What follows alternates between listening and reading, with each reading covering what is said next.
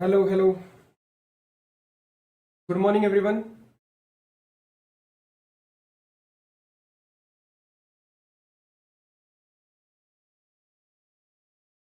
Audio video everything is clear. Screen visible है, एक बार कंफर्म कर दो प्लीज फटाफट.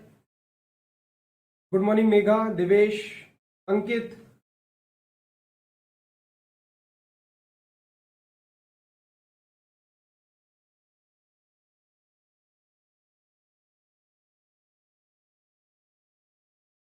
All good Angi. Nikita, good morning. 1 minute में स्टार्ट कर रहे हैं. Jhanvi, yes, good morning. पहले तो बताओ कल का रिवाइज किया आप सबने? ऋषभ गुड मॉर्निंग, अविनाश, धन्या. कल का रिवाइज किया है? बेसिक कंसेप्ट रिवाइज हो चुके हैं. आज से हम फॉर्मली स्टार्ट करेंगे हमारे डायरेक्टर्स चैप्टर से. That is chapter number 1, appointment and qualification of directors. Audio video all proper. Great great Rishabh, thanks for the confirmation. Yes, revise किया है, everything clear, audio video clear. कल का रिवाइज हो चुका है, सबका मैसेज आ चुका है. Bhushan, yes, good good good. ठीक है. Yes sir, revise. Ravinash, great great great. Homework किया ना सबने?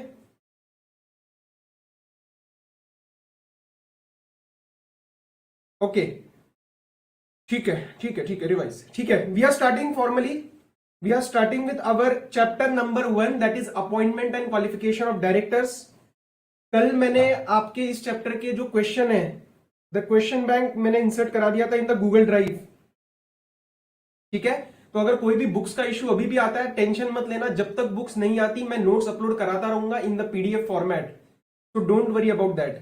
Books received, books received. Okay, great great great. ठीक है, स्टार्ट कर रहे हैं यार formally. Chapter number 1, appointment and qualification of directors. As told, directors के 3 मोटे चैप्टर आते हैं. 3 मेजर चैप्टर है. क्या? Appointment and qualification, meetings of board, and third managerial remuneration.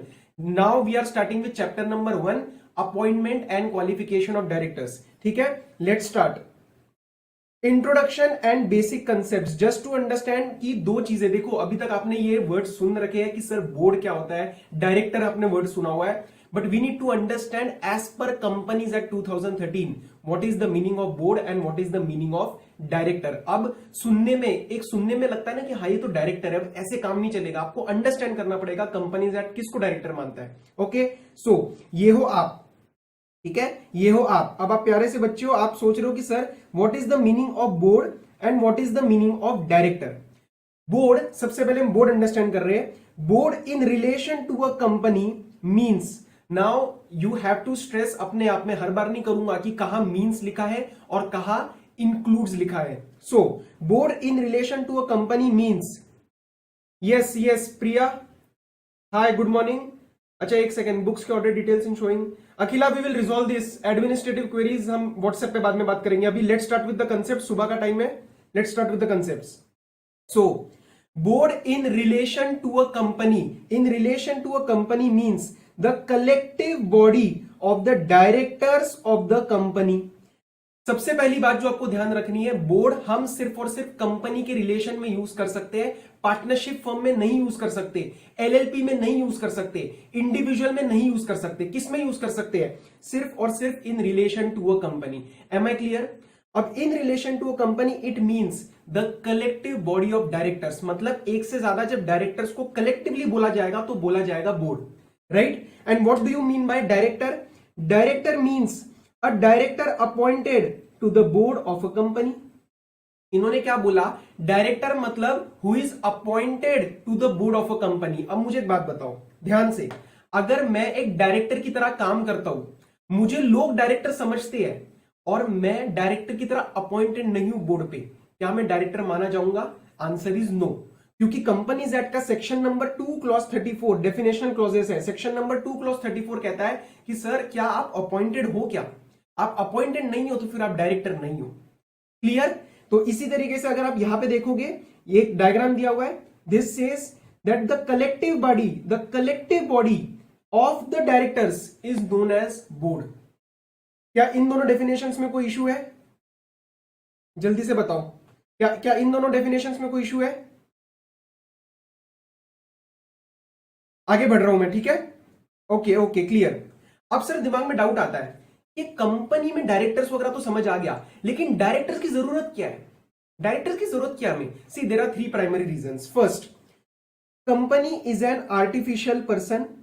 Company is an artificial person, not a natural one. एक बात बताओ, अब एक बात बताओ, आपका सुबह मन किया, आप क्लास में उठ के आ गए, आपका कल को मन करेगा आप घूमने चले जाओगे, आप तो नेचुरल पर्सन हो ना, आप कुछ भी कर सकते हो। कंपनी का जब मन करेगा तो कंपनी काम कैसे करेगी? कंपनी तो एक लॉ के नजरों में सिर्फ एग्जिस्ट करती है, हाँ या ना? तो कंपनी को कुछ भी करने के लिए कुछ ह्यूमन एजेंसी चाहिए, और वो ह्यूमन एजेंसी दो प्रकार से आती है। कौन कौन? Directors and owners, that is share holders. But मैंने क्या बताया था, शेयर होल्डर का काम क्या है? ओनरशिप, पैसा लगाना। डायरेक्टर्स का काम क्या है? एक्चुअल में काम करना, right? So company is an artificial person and it is not a natural person, hence it cannot act by itself and it requires a human agency to act for it. और human agency में कौन आता है? owners as well as the board, मतलब members जो पैसा लगाते हैं, और board that is the management of the company. And the second reason is an extension of first reason. क्या? ownership versus management. Ownership versus management, right? क्योंकि हमें differentiate करना है कि पैसा कौन लगा रहा है और सर मैनेज कौन कर रहा है। सो अगेन जो सेकंड पॉइंट है हमारा, that is extension of first. अब सपोज किसी को लगता है नहीं सर ये रीजन तो बेकार है, ये ओनरशिप मैनेजमेंट समझ में नहीं आया, तो फिर चुपचाप लॉ ने कहा कि भैया मैं कह रहा हूं डायरेक्टर चाहिए। अगर आपको लॉजिक नहीं, किसी को लॉजिक नहीं अच्छा लग रहा, तो लॉ ने बोल दिया आपका लॉजिक गया तेल लेने, मैं कह रहा हूं कि आपको डायरेक्टर्स चाहिए। तो सेक्शन 149 अभी आने वाला है, वो बोलेगा कि इतने इतने मिनिमम नंबर ऑफ डायरेक्टर्स चाहिए होते हैं। Am I clear? Am I clear? So this is the third reason why we need director, statutory requirement under section number 149. Under section number 149 that we are going to study in approximately 5 minutes. Right? अब इसके respect में question आता है कि sir एक director employ होता है क्या कंपनी का? क्या एक डायरेक्टर एम्प्लॉय होता है क्या कंपनी का? सी, इट डिपेंड्स कि वो डायरेक्टर किस प्रकार का है। Director can be an employee, क्योंकि एक डेफिनेशन आती है ऑफिसर की, not a part of your course, मतलब अलग से आपसे नहीं पूछा जाएगा, एक अंडरस्टैंडिंग के लिए कि ऑफिसर की डेफिनेशन होती है सेक्शन 2 में, और उसमें वो डायरेक्टर इंक्लूड कर सकता है। तो सपोज आज एक इंडिपेंडेंट डायरेक्टर है, मैं क्या कह रहा हूं, एग्जाम्पल एक इंडिपेंडेंट डायरेक्टर है, क्या वो एम्प्लॉय माना जाएगा? Answer is no. वो रोज डे टू डे बेसिस पे काम नहीं कर रहा है, वो सिर्फ लिमिटेड कैपेसिटी में एसोसिएटेड है। तो अगर आपसे कोई पूछेगा कि बताओ क्या डायरेक्टर हमेशा employee? Answer is no, it depends, it depends. Clear? तो अगर आप देखोगे तो यहां पे क्या लिखा है मैंने? Possible, possible that a director is an employee of the company. Why? Because officer's definition section 2 clause 59 includes a director and officer is an employee. मतलब ऑफिसर की डेफिनेशन में डायरेक्टर आ सकता है एंड ऑफिसर एक एम्प्लॉय होता है। तो question आपको जो आंसर करना है कि क्या ऑफिसर में डायरेक्टर आएगा या नहीं आएगा, और वो डिपेंड करेगा डायरेक्टर कौन सा है। अगर मैनेजिंग डायरेक्टर है तो वो ऑफिसर है, और क्योंकि वो ऑफिसर है वो एम्प्लॉय है। लेकिन इंडिपेंडेंट डायरेक्टर कंपनी का ऑफिसर नहीं है, वो रोज टू डे बेसिस पे काम नहीं करता, तो फिर उस केस में वो हमारा एम्प्लॉय नहीं है। Clear? So director is an employee at certain times but not always. Clear? Yes Megha, very very good. Whole time director can be an employee, correct. Sir what is the legal position of directors? इसके ऊपर ना एक paragraph दिया हुआ है ICS study material में, legal नहीं है, अंडरस्टैंडिंग के लिए, तो उसी का मैंने ये पॉइंट दिया है कि आपके जो डायरेक्टर्स होते हैं वो एजेंट्स भी होते हैं और वो ट्रस्टीज भी होते हैं। एजेंट्स क्यों होते हैं? सर कंपनी के लिए काम करते हैं। और ट्रस्टीज कैसे होते हैं? आज कंपनी का सारा मैनेजमेंट वही तो कर रहे हैं, तो काइंड ऑफ ट्रस्ट जो है कंपनी का और ओनर्स का, वो डायरेक्टर्स के हाथ में तो दिया, तो they are acting as agents and they are acting as trustees. Am I clear? This was our basic introduction, बहुत ही बेसिक था। Now we are starting with our main section, section number 149। क्या? That is company to have board of directors. Company to have board of directors. सबसे पहला सवाल sub section 1 ने आपको उठाया कि सर कितने डायरेक्टर चाहिए, मतलब मिनिमम लिमिट और maximum limit. Kindly understand how many directors every company. सबसे इंपॉर्टेंट बात कि every company needs certain directors. मैं ये नहीं कहता कि सिर्फ पब्लिक कंपनी, मैंने ये नहीं बोला सिर्फ private company, every company requires directors. अब कौन? It shall have board of directors consisting of individuals as directors and shall have। second analysis point, इन्होंने क्या बोला? individuals as directors। Please mark this point, individuals as directors. Sir ऐसा क्यों बोला? अब एक बात बताओ, अगर मैं यहां पे कंपनी को अलाउ कर दूं, अगर मैं यहां पे कंपनी को अलाउ कर दूं, तो कल को कंपनी में भी तो आगे कोई इंडिविजुअली काम करेगा।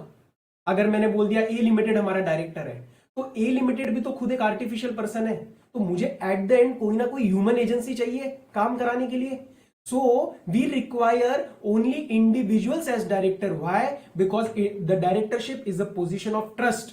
As studied above, a director acts as in a position of a trustee, and we need to assign responsibility to that person. कल को कंपनी और फर्म को लगाना अलाउ कर दोगे तो उनको पकड़ोगे कैसे? कंपनी खुद थोड़ी ना काम करेगी, कोई इंडिविजुअली काम करेगा उसके पीछे। So we require an individual as a director. इसके ऊपर एक क्वेश्चन आपको क्वेश्चन बैंक में भी मिलेगा, उसको बस रीड करना है, क्योंकि वो पॉइंट मैंने आपको यहां पे बता दिया है। क्या? Individual, the directorship position is of trust and we need to assign responsibility to the director. और कल को अगर गलतियां हुई तो उनको रिस्पॉन्सिबल भी हमें रखना पड़ेगा, कल को उनको डांटना भी पड़ेगा, उनको पनिश भी करना पड़ेगा। और ये सारे काम आप किसी कंपनी को नहीं कर सकते, आप किसी इंडिविजुअल को कर सकते। क्लियर है बात? क्लियर है बात? आगे बढ़ रहा हूं, ठीक है। Now comes question, sir how many minimum directors and how many maximum directors? ठीक है। So minimum number of directors depends कि वो कंपनी किस टाइप की है, ओपीसी, प्राइवेट या पब्लिक। ओपीसी में minimum number of directors is 1, private में इट इज 2 एंड पब्लिक में इट इज 3। ये आपको जो फिगर्स वगैरह दे रखी है ये आपको बहुत हेल्प करने वाली है इन टर्म्स ऑफ रिटेंशन। ठीक है, तो यहाँ पे 3 आपको याद रखा है कि पब्लिक कंपनी में मिनिमम 3, प्राइवेट में 2 और ओपीसी में 1। यहां तक कोई डाउट है तो बताओ, यहां तक चीजें क्लियर हुई है? ओके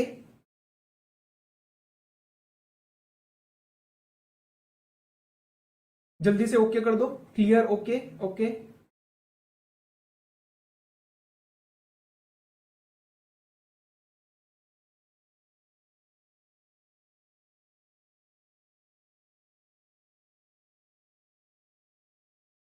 ओके कर दो एक बार फटाफट, मैं आगे बढ़ रहा हूं।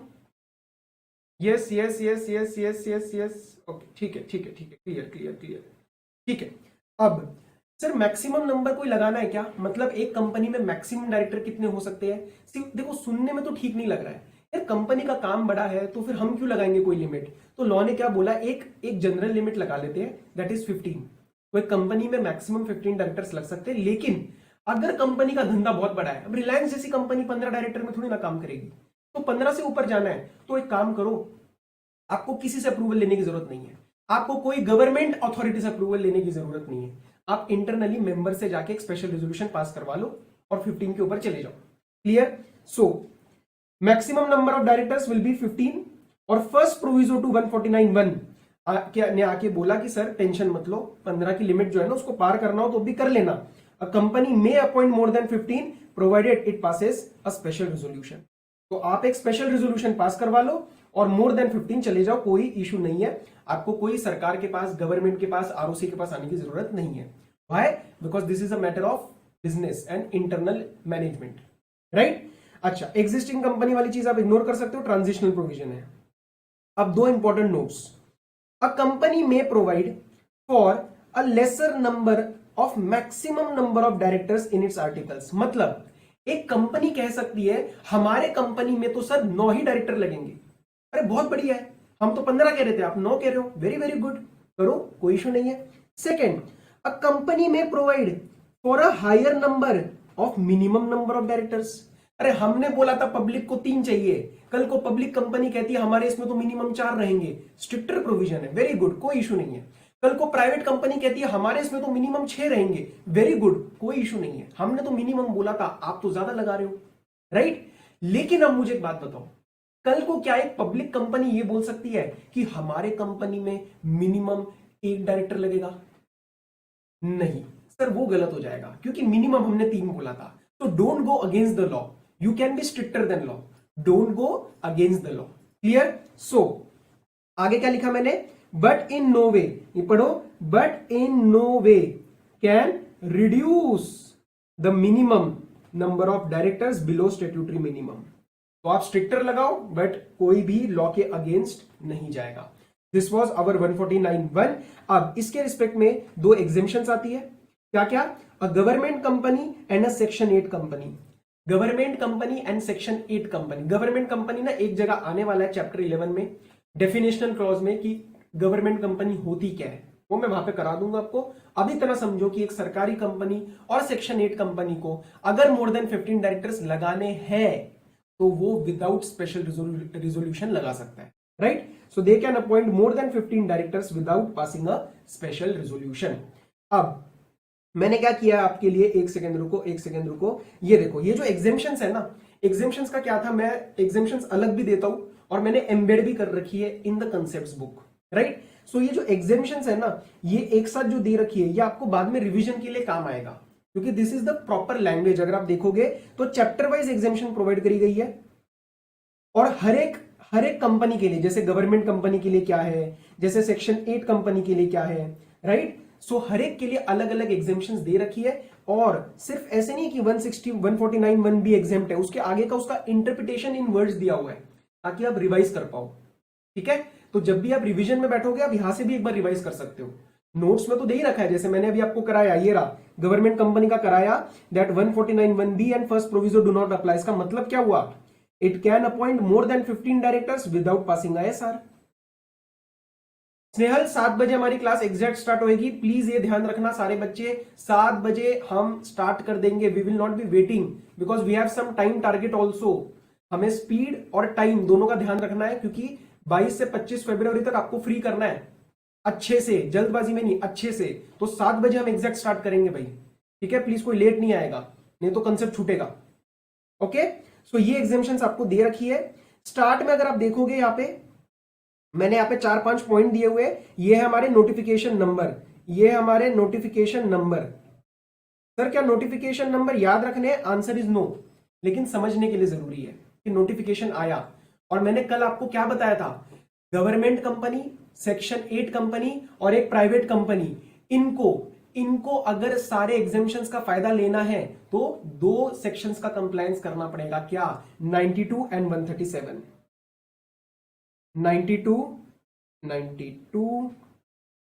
एंड 137, ठीक है। अगर ये दोनों सेक्शंस कंप्लाई किए तो ही उनको एग्जेम्पशन नोटिफिकेशन का फायदा मिलेगा।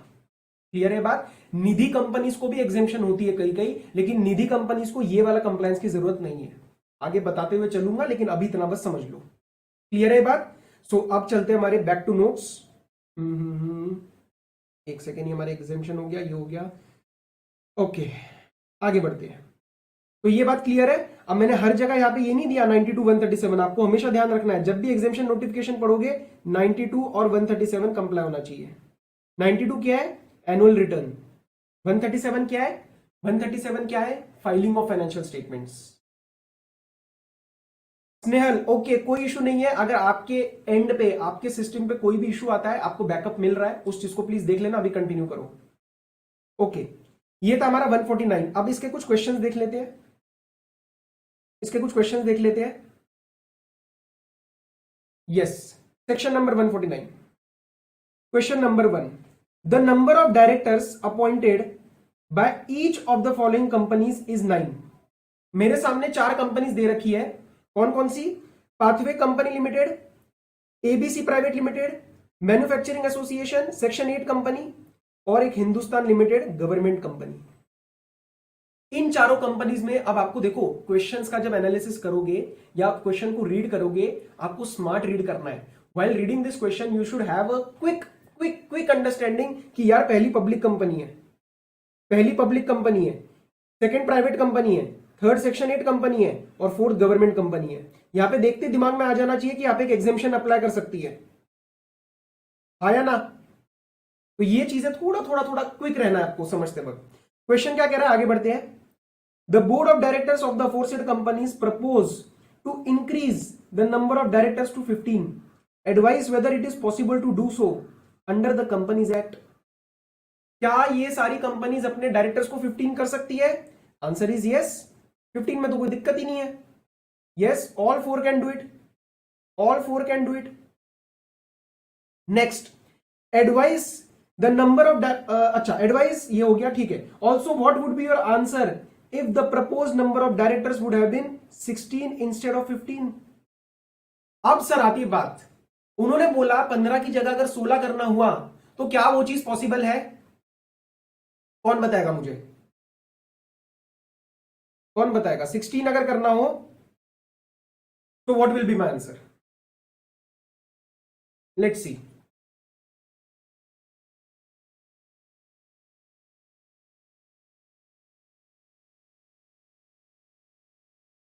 ऋषभ कह रहा है यस 16 पॉसिबल है।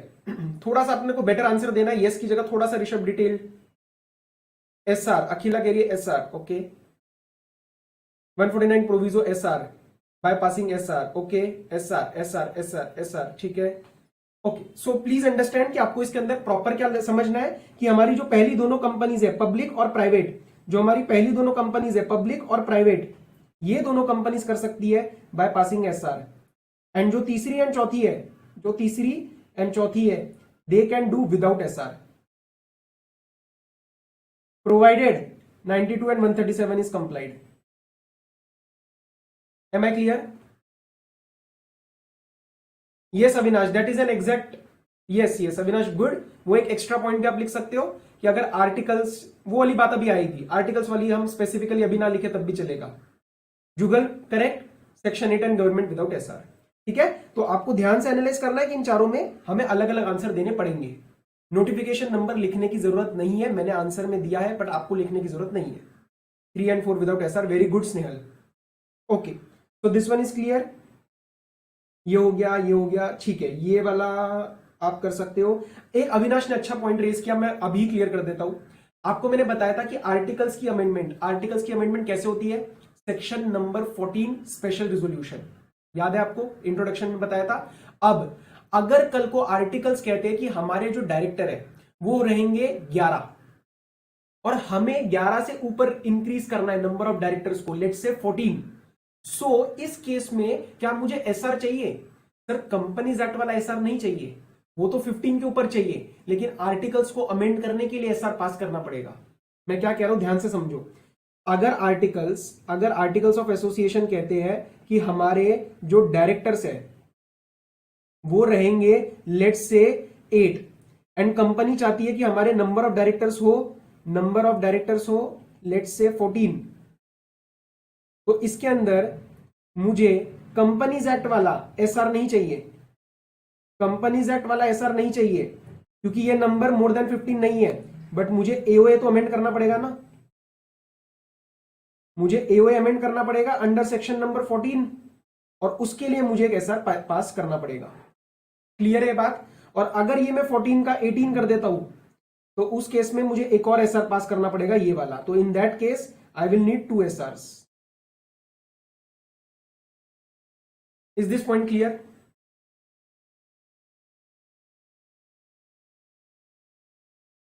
ओके ओके, आगे बढ़ रहे हैं। ये वाला आप कर सकते हो, ये वाला आप कर सकते हो, ये वाला भी आप कर सकते हो, ठीक है ठीक है ठीक है। अब मैं आ रहा हूं जरा अगले सेक्शन पे।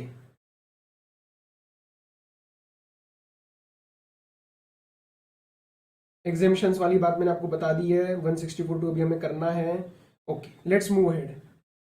ग्रेट ग्रेट, सबको समझ में आ गया। Section number 164, disqualifications for appointment of director. अब देखना बहुत इंपॉर्टेंट सेक्शन स्टार्ट हो रहा है, सेक्शन नंबर 164। 164(1) में दो तरीके हैं फॉल करने के। डिस्क्वालिफिकेशन हो सकती है या तो डायरेक्टर की गलतियां या तो कंपनी की गलतियां। डायरेक्टर की गलतियां 164 सबसेक्शन 1, कंपनी की गलतियां 164 सबसेक्शन 2। कंपनी की गलती हुई तो सारे डायरेक्टर्स फंस जाएंगे, डायरेक्टर की गलती हुई तो जिस डायरेक्टर ने गलती करी वो फंसेगा। So let's start. 164 subsection 1, reasons related to director himself. Reasons related to director himself. दुखी तो है, मैंने कहा क्यों दुखी है? कह रहा है सर मेरी गलती हो गई है। मैंने कहा ठीक है रुक जा, भी बात करते तेरी क्या गलती हुई। सेकंड वाले में भी दुखी है, पर वो क्या कह रहा है? Sir mistake of one of the companies in which I am a director. गलती तो हुई बट कंपनी की गलती हुई जिसके अंदर वो डायरेक्टर था। अब बात करेंगे सर गलतियां क्या है। Clear? Now let's start 164 subsection 1। A person shall not be eligible for appointment as a director of a company. अभी जनरलाइज बात चल रही है, अ कंपनी। इफ क्लॉजेस पढ़ रहे हैं, ए clause, he is of unsound mind and stand so declared by a competent court. दिमागी हालत ठीक नहीं है, इसीलिए वो डायरेक्टर नहीं बन सकता। सर दिमाग ठीक हो गया तो बन जाए, कोई इशू नहीं है। So he can become one sound. I don't think this involves any analysis. This is absolutely clear. Second, he is an undischarged insolvent. He is an undischarged insolvent. Sir undischarged मतलब क्या? जब solvency का धब्बा लगता है तो वो court लगाती है, और जब वो सॉल्वेंसी ठीक इंसॉल्वेंसी का धब्बा लगता है तो वो इंसॉल्वेंसी जब वो ठीक हो जाती है तो उसको डिस्चार्ज कर देते हैं। मतलब भाई अब तू ठीक है, यू आर सॉल्वेंट नाउ। तो जब तक आपके ऊपर ये धब्बा, काला धब्बा लगा हुआ है कि आप इंसॉल्वेंट हो, तब तक आप डायरेक्टर नहीं बन सकते। तो आप पेपर में सिर्फ इंसॉल्वेंट नहीं लिख सकते, आपको लिखना है अनडिस्चार्ज्ड इंसॉल्वेंट। डिस्चार्ज हो गया तो you can become a director. Clear? So he is an undischarged insolvent. Point number C, he has applied to be adjudicated as an insolvent and his application is pending। अरे भाई तूने खुद ही आज बोल दिया कि तेरा दिवाला निकल गया है, तूने खुद ही एप्लीकेशन फाइल कर रखी है, in that case you are disqualified. ठीक है, तो ए बी और C clauses absolutely clear. Next D, D थोड़ा सा इंपॉर्टेंट है सर। कॉम्पिटेंट कोर्ट मींस कि जो भी कोर्ट का जुरिस्डिक्शन है उसके ऊपर रूल करने में। आज अगर मेरे को लेट से मुझे रूल कराना है मिस्टर एक्स को अनसाउंड माइंड का, लेट से मिस्टर एक्स अनसाउंड माइंड का है, अब मैं जाके कोई भी कोर्ट में नहीं जा सकता, मुझे देखना पड़ेगा कि उस पर्टिकुलर एरिया का कॉम्पिटेंट कोर्ट कौन है जिसके पास जुरिस्डिक्शन है ये रूल करने की कि हाँ मिस्टर एक्स अनसाउंड माइंड का है। That means competent court. Clear? Next D, very very important. D में बहुत अच्छे पॉइंट्स निकलेंगे। He has been convicted. Convicted का मतलब अब आपको पता है, ऑफिशियल कोर्ट ऑर्डर आना। He has been convicted by a court. अब कोर्ट कोई भी हो सकता है, यहां पे कोर्ट कोई भी हो सकता है, इंडिया का भी हो सकता है, अब्रॉड का भी हो सकता है। And he is convicted of by court of any offence whether involving moral turpitude or otherwise. मतलब उसका कन्विक्शन हुआ और किस वजह से हुआ, उसने कोई ऑफेंस किया। कैसा ऑफेंस? मॉरल वैल्यूज के अगेंस्ट या अदरवाइज। और कल मैंने अदरवाइज का मतलब बताया था, कंपनीज एक्ट का ऑफेंस। क्लियर? नाउ आगे, एंड मतलब कन्विक्ट होने के बाद क्या हुआ? He was sentenced in respect thereof to imprisonment for not less than 6 months। मतलब उसके बाद उसको जेल भेजा गया मिनिमम 6 महीने के लिए। एंड मतलब तीसरी condition, a period of 5 years has not elapsed from the date of expiry of the sentence। मतलब जिस टाइम उसका एक्सपायरी होएगा सेंटेंस का, जेल का, उसके आगे 5 साल तक डिस्क्वालिफिकेशन कंटिन्यू करेगी। 5 साल के बाद he is most welcome to be a director. Okay, अब आपके दिमाग में डाउट, सर इंडिया में तो आपको पता है ना हम क्या करते हैं, अपील पिटीशन फाइल कर देते हैं हर एक के अगेंस्ट, हर एक ऑर्डर के अगेंस्ट। तो यहां पे उन्होंने बोला कि चाहे आप अपील फाइल करो चाहे आप पिटीशन फाइल करो, आप डिस्क्वालिफाइड हो। राइट? सो आगे पढ़ो, even if any appeal or petition has been filed against it, he will still be disqualified. Clear? अब मेरा ना इसके ऊपर एक सवाल है आपसे, मेरा इसके ऊपर एक सवाल है। अच्छा, हैंड रिटन नोट्स का ना मैं क्या करने वाला हूं, एक ही मैं हैंड रिटन नोट बनाऊंगा, एक ही उसमें, और डेली उसको अपडेट करता जाऊंगा गूगल ड्राइव में। अभी आई नो आपको ड्राइव और ये थोड़ा थोड़ा भी प्रॉब्लम किसी एक दो स्टूडेंट्स के आ रहे हैं मैसेजेस, थोड़ा सा टाइम दो। टीदिंग प्रॉब्लम्स कहते हैं इसको, जब भी कोई नई चीज स्टार्ट होती है 1-2 दिन में सारा रिजॉल्व हो जाएगा। कोई भी क्वेरी बाद में आएगी, हम बात करके मैं आपका रिजॉल्व कर दूंगा। राइट? So don't worry. अब पहले समझो, यहाँ पे मैंने क्वेश्चन पूछ रहा हूं आपसे, मैं आप एक क्वेश्चन पूछ रहा हूं with respect to section number 164 1D। मेरा सवाल है, यहां पे सपोज एक कन्विक्शन हुआ और उसको जेल हुई लेट से 2 साल की। ठीक है, यहां पे उसको जेल हुई 2 साल की। अब मेरा सवाल है यहां पे कि उसका टोटल पीरियड ऑफ डिस्क्वालिफिकेशन क्या रहेगा। यह है मिस्टर एक्स और ये बहुत दुखी है। मैंने कहा क्या हुआ? कह रहा है सर कन्विक्शन हो गया है और मैं 164 1D में फंस रहा हूं। उसने मेरे से आके सवाल पूछा, आपसे आके सवाल पूछा, sir total period of disqualification बताओ।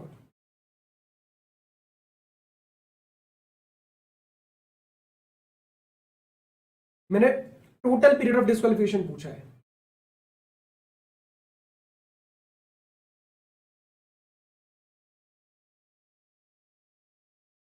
ओके, आंसर्स आ रहे हैं, लेट्स से क्या क्या आंसर्स आ रहे हैं, पहले आने दो, मैं लिखता जाऊंगा। अरे वाह, ये क्लास तो बहुत ही अच्छी मिली है मेरे को, सारे सही जवाब दे रहे हैं यार, वेरी गुड। अरे यार सारे सही जवाब दे रहे हैं, तो मैंने इतना क्वेश्चन क्यों बनाया है? मुझे लगा मैं गलतियां कराऊंगा और मेरे को लगेगा पता नहीं मैंने क्या बता दिया। बहुत बढ़िया। आए दो गलत जवाब आए। अखिला एंड भूषण, अखिला एंड भूषण ने बोला 5 इयर्स और मेजरली सारे कह रहे हैं 7 इयर्स। विवेक ने भी बोला 5 years. Reyasam 5 years. Why are you saying 5 years? See, please understand, this conviction is this particular, in this particular case, the imprisonment period is for 2 years. Yes or no? When that person is in jail, can he be a director? He is disqualified ना उस time भी। मैंने क्या पूछा? Total period, मैंने पूछा total period. So this 2 years plus the 5 years of cooling off period needs to be counted from expiry. I purposely didn't give stress, जब मैं यहां पे बात कर रहा था मैंने जान के आपको स्ट्रेस नहीं दिया इस पर्टिकुलर पॉइंट पे। अब आपको स्ट्रेस देना है एक्सपायरी। बच्चे यही गलती करते हैं, 5 साल गिनना है एक्सपायरी से, 5 साल गिनना है एक्सपायरी से। तो जब, वेरी गुड हनी, दिव्येश, स्नेहल, बाकी सबका सही है। So please understand that when that person is in jail, यहां पे भी तो वो डिस्क्वालिफाइड है 2 साल के लिए, और प्लस आगे यहां पे हुआ उसका एक्सपायरी ऑफ सेंटेंस, और एक्सपायरी से आगे और 5 साल, तो टोटल पीरियड ऑफ डिस्क्वालिफिकेशन हुआ 2 + 5 = 7 इयर्स। जिन्होंने आंसर 5 दिया था, क्या ये बात क्लियर है? भूषण, विवेक, आगे बढ़ रहा हूं मैं, ठीक है?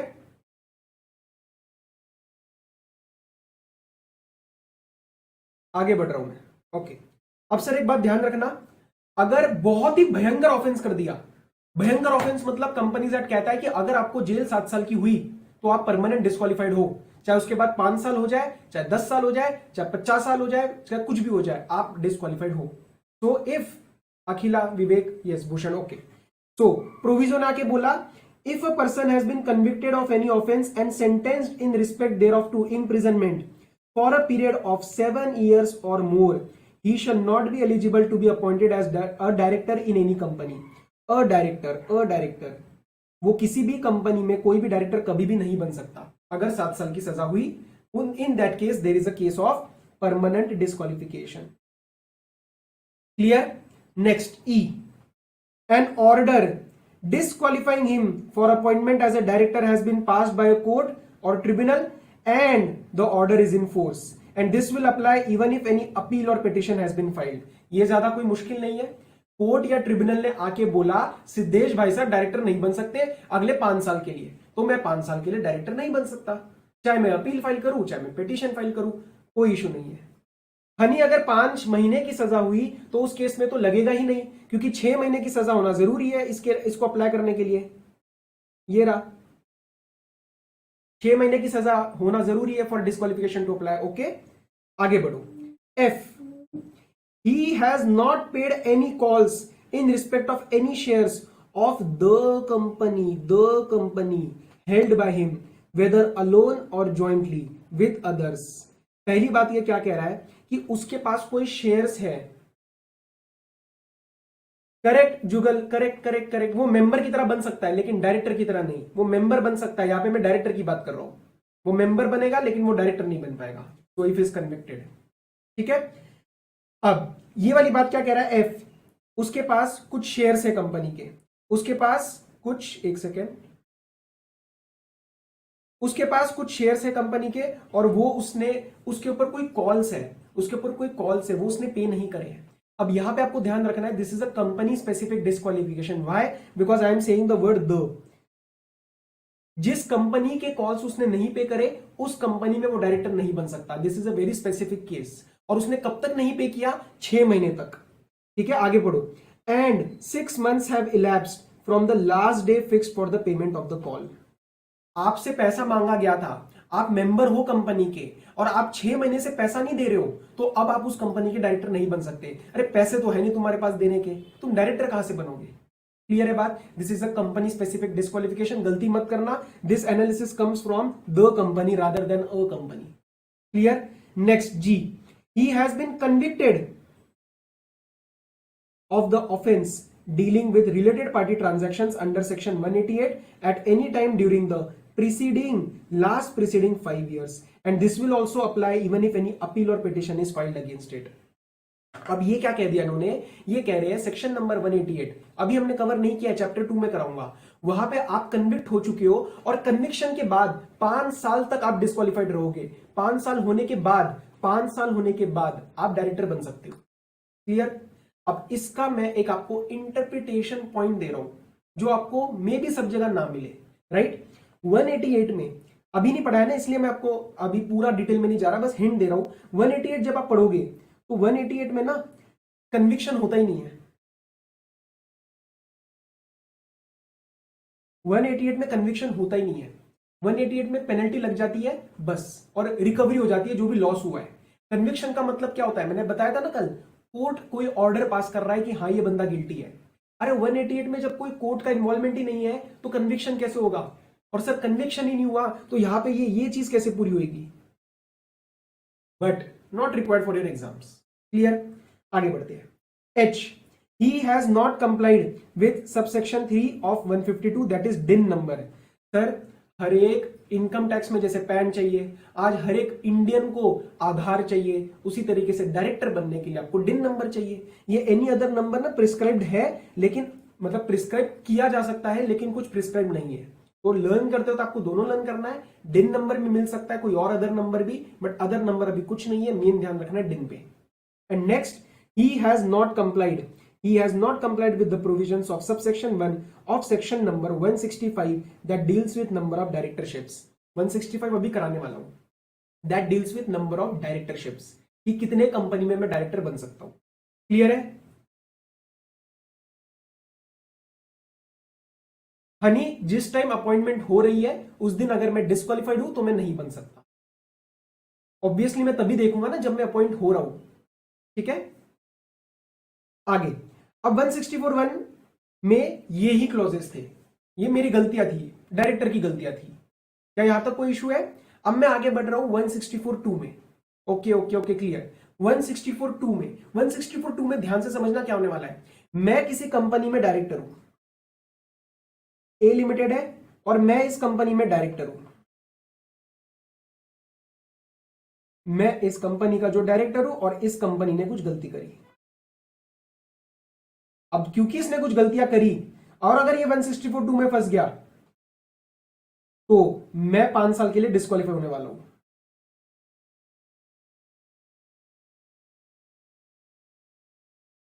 ओके, नाउ लेट्स अंडरस्टैंड कि गलतियां क्या है।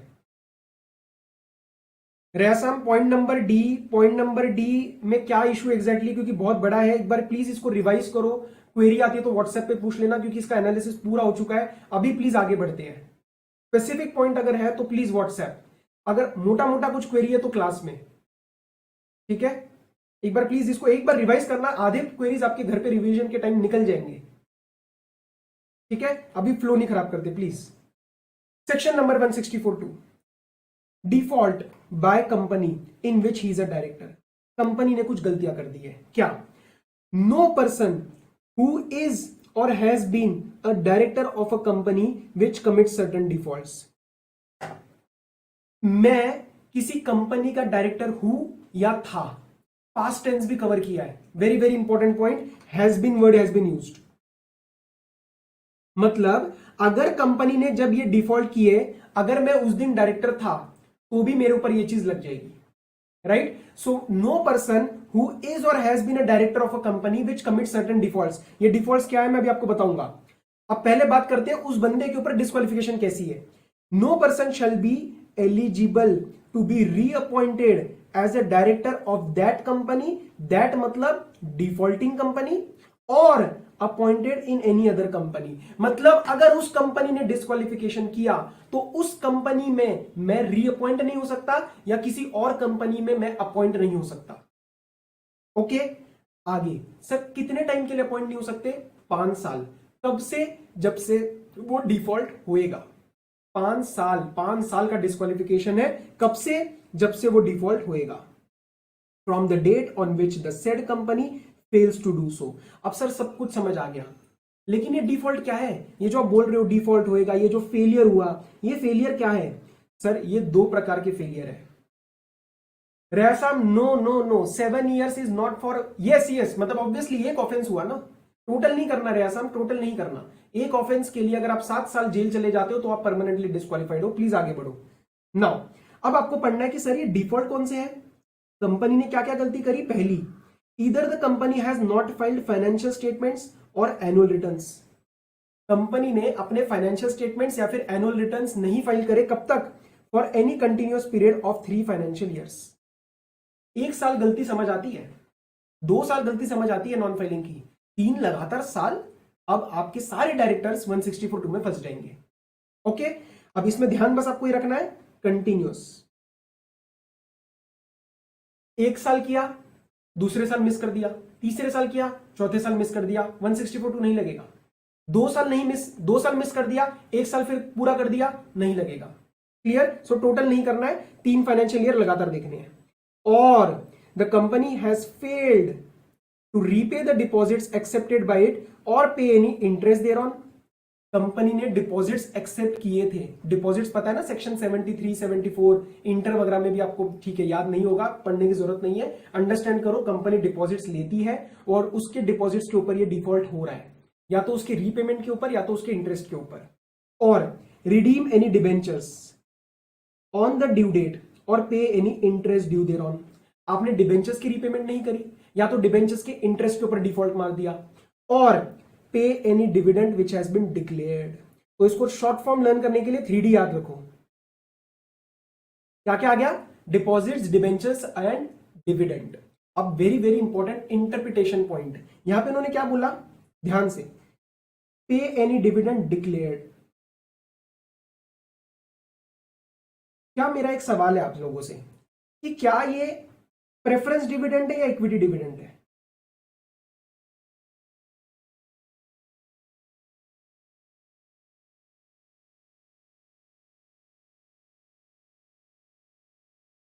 Correct Rishabh, correct. आगे बढ़ो। क्या ये डिविडेंड डिक्लेयर्ड वाली बात इक्विटी के लिए बोल रहे हैं या प्रेफरेंस के लिए?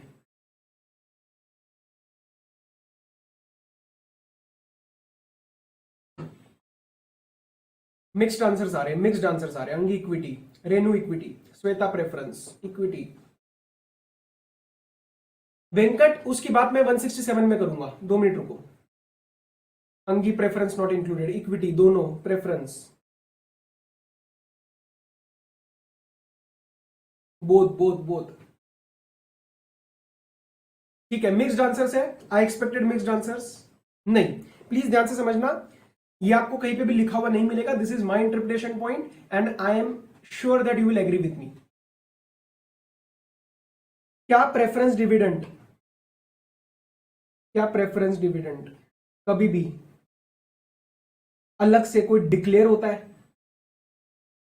आप मुझे बताओ, ये जो प्रोसेस होता है किस चीज का सर? प्रपोज करके डिक्लेयर करने का, प्रपोज करके डिक्लेयर करने का। ये कौन किसके लिए होता है सर? ये इक्विटी के लिए होता है। क्यों होता है? क्योंकि इक्विटी डिविडेंड वालों को बचा हुआ प्रॉफिट मिलता है, तो प्रपोज किया जाता है बाय डायरेक्टर्स एंड डिक्लेयर किया जाता है बाय मेंबर्स। ये चीज किसके लिए होती है? इक्विटी डिविडेंड के लिए होती है। प्रेफरेंस वालों का तो फिक्स्ड होता है, प्रेफरेंस वाले के पास तो राइट होता है इक्विटी से पहले डिविडेंड लेने का। तो क्या ये चीज, अब मुझे बताओ, ये इक्विटी के लिए लिखी होगी या प्रेफरेंस के लिए, जब ये वर्ड यूज कर रहे हैं डिक्लेयर्ड?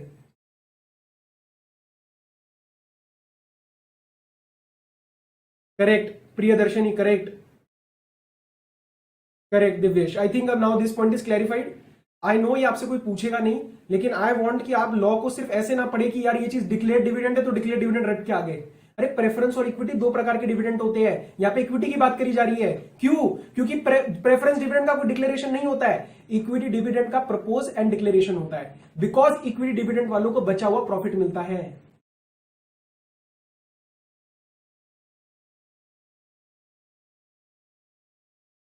आकाश प्रेफरेंस क्यों लिख रहे हो? आकाश प्रेफरेंस क्यों लिख रहे हो यार? अब इक्विटी हुआ ना ये वाला, इक्विटी हुआ, ठीक है। I think balance everything is clarified. Okay, अब ये डिविडेंड कब तक, ये जो 3D का जो भी प्रॉब्लम हुआ, ये जो 3D का प्रॉब्लम हुआ, ये कब तक हुआ?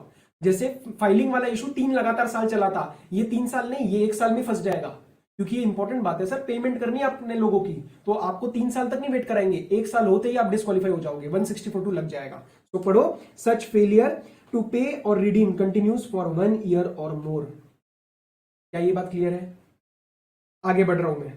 अब एक बच्चा बहुत क्वेरी में है, मैंने कहा इधर आओ भाई, क्या हुआ है आपको? ये बच्चा बहुत टेंशन में है, कह रहा है sir I am a new director in a company which is in 164(2) default. मैं आज एक कंपनी में आया और वो कंपनी 164(2) के डिफॉल्ट में है, क्या करूं? मैं फंस गया क्या? मैं 5 साल डिस्क्वालीफाई? मैंने कहा नहीं नहीं, रुको रुको, आपके लिए कुछ आ रहा है। उसने पूछा so am I immediately disqualified on joining? Answer is no. Provision आके क्या बोला? Where a person is appointed, appointed मतलब is a new director, where a person is appointed as a director of a company which is in default of clause number A और B, मतलब 164(2) की बात कर रहा है, ये रहा क्लॉज नंबर A और ये रहा क्लॉज नंबर B, 164(2) की बात कर रहा है। He shall not incur the disqualification for a period of 6 months from the date of appointment। आप यहां पे लिखो प्यार से इम्यूनिटी पीरियड।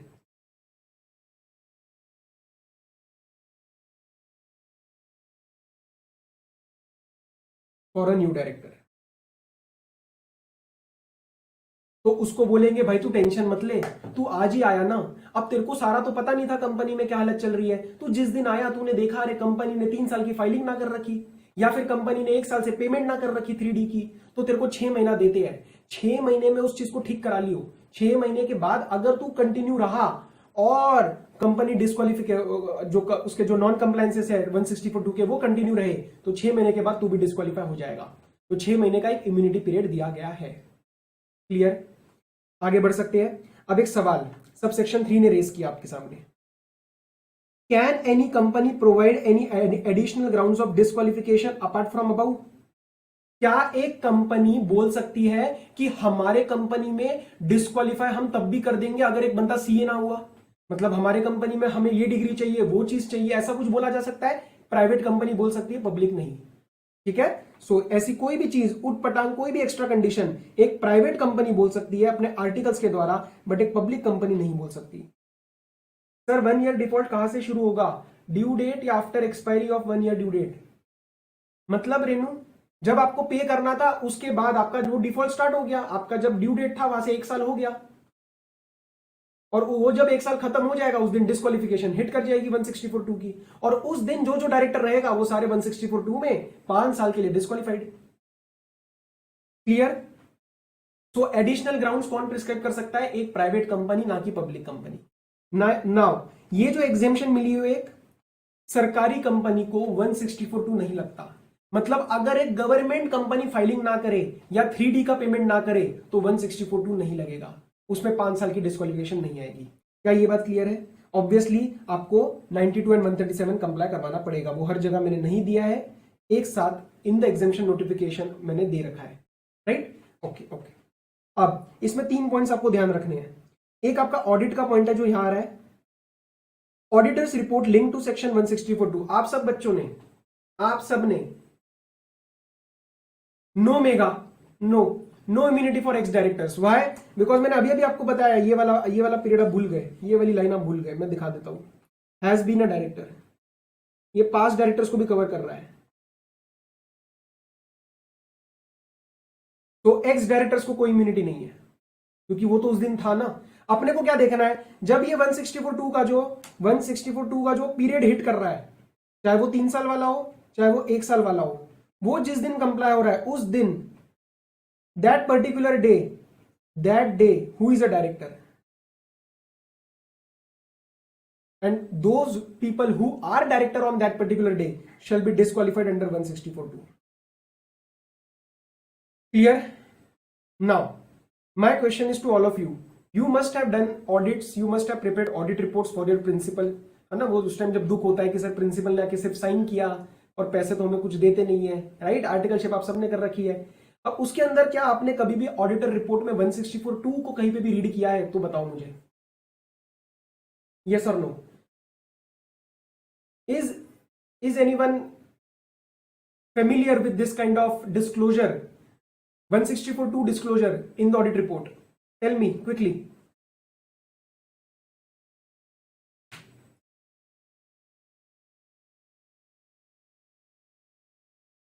नो, अविनाश ने किया, good. Megha no, no no no, किसी ने नहीं किया यार, अविनाश ने किया सिर्फ। We need to report if any director is disqualified, correct? Shweta, good. ठीक है, सो समझना, ऑडिटर को जो अपनी रिपोर्ट देता है उसके अंदर उसको बताना पड़ता है कि क्या जिस कंपनी का मैं ऑडिट कर रहा हूं इसके अंदर कोई भी डायरेक्टर 164(2) में डिस्क्वालिफाइड है या नहीं है। ठीक है, ठीक है, गॉट इट, किया है, कुछ जनों ने किया है, गुड। तो अपने को ये बताना पड़ता है कि क्या कोई 164(2) में डिस्क्वालिफाइड है या नहीं है। और ये किसने बोला है? Companies act section 143 sub section 3 clause number जी। ये आप सीए फाइनल ऑडिट में पढ़ते होंगे। अगर आपने केसवानी सर से पढ़ा है तो उनसे आपने ये चीज पढ़ी होगी, ठीक है, या आपने जिससे भी ऑडिट पढ़ा है, right? Yes Avinash, good, very good, Avinash ने बढ़िया ऑडिट किया हुआ है। तो पढ़ो, auditor shall state in his report whether any director is disqualified from being appointed as a director under 164(2). और ये किसने बोला? ये डिस्क्लोजर देने के लिए 143 सबसेक्शन 3 क्लॉज नंबर जी। सो नेक्स्ट, अब आपके दिमाग में डाउट, सर सपोज कंपनी ने वो डिफॉल्ट किया और उसके बाद उसको ठीक कर दिया, तो क्या अभी भी डिस्क्वालिफिकेशन लगेगा? Answer is yes. अगर कल को मैं इसको मना कर दूंगा, मतलब मैं कह दूंगा डिस्क्वालिफिकेशन नहीं लगेगा, तो कंपनी क्या करेगी कि यार चलो 3 साल नॉन फाइलिंग होने दो, चौथे साल कर देंगे। तो ऐसे तो फिर पूरा लॉ का प्रोविजन भी हमारा डिफीट हो जाएगा। तो चाहे कंपनी उस डिफॉल्ट को ठीक करे या ना करे, हमें फर्क नहीं पड़ता, 5 साल का डिस्क्वालिफिकेशन अप्लाई कर जाएगा, right? So, if 164(2) default is made good by the company, still the director shall continue to be disqualified. Next, can a minor become a director? Sir आपने अभी तक 164 पढ़ाया,